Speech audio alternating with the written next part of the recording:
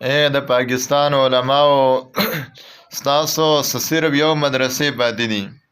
تاسو نن وګورئ د مصر مدرسو ته وګورئ، د عربو مدرسو ته وګورئ.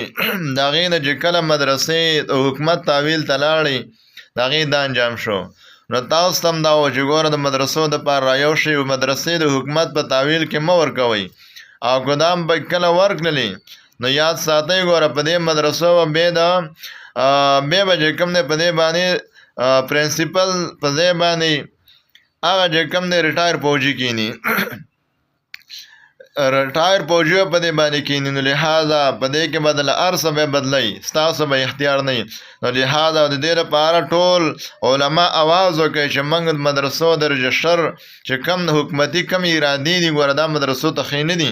نو په دې باندې ګوره تاسو غور فکر وکئ چې مدرسه درنه لاړه، علم ته لاړې، ستا علم لاړې